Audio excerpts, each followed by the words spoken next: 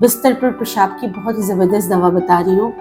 بچوں میں تو یہ شکایت ہوتی ہی ہے کہ بستر پر جاتے ہی جیسے سوتے ہیں تو کچھ بچے تو ایسے ہوتے ہیں کہ 2 سے 3 بار پیشاب کر دیتے ہیں۔ بچوں کے ساتھ بڑوں میں، بزرگوں میں بھی یہ شکایت ہوتی ہے، جیسے اگر وہ کھانستے ہیں تو بھی ان کا پیشاب جو ہے وہ نکل جاتا ہے۔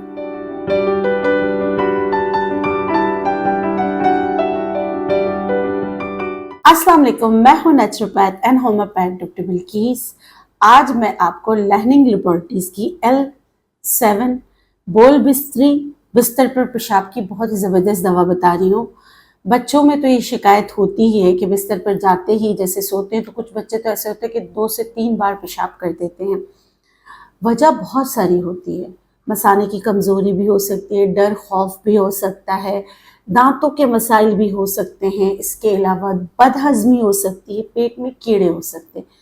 بچوں کے ساتھ بڑوں میں، بزرگوں میں بھی یہ شکایت ہوتی ہے، جیسے اگر وہ کھانستے ہیں تو بھی ان کا پیشاب جو ہے وہ نکل جاتا ہے۔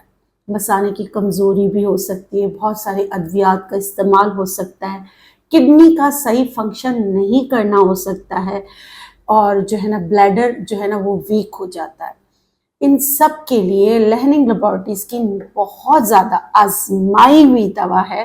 بچوں کے ساتھ بزرگوں کے لیے بھی، جو ذیابیطس کے مریض ہوتے ہیں یا ہارٹ کا کوئی مسئلہ ہوتا ہے، کڈنی کا کوئی مسئلہ ہوتا ہے، ویک بلیڈر ہوتا ہے، مسائل کوئی بھی ہوں، لیکن اگر کھانسنے سے بھی آپ کا یورینیشن نکل جاتا ہے تو اور ناپاکی کا احساس ہوتا ہے تو بزرگ بڑے پریشان رہتے ہیں۔ تو ان سارے علامات جو میں نے آپ کو بتائی، اگر آپ کے گھر میں بزرگ یا بچوں کے ساتھ ہیں تو یہ بہت بہترین دوا ہے، اور میری اپنی آزمائی بھی، میں اپنی ہی کلینک میں پریکٹس میں یہ دوا بزرگوں کو اور بچوں کو بول بستری بستر پر پیشاب کے لیے ریکمینڈ کرتی ہوں۔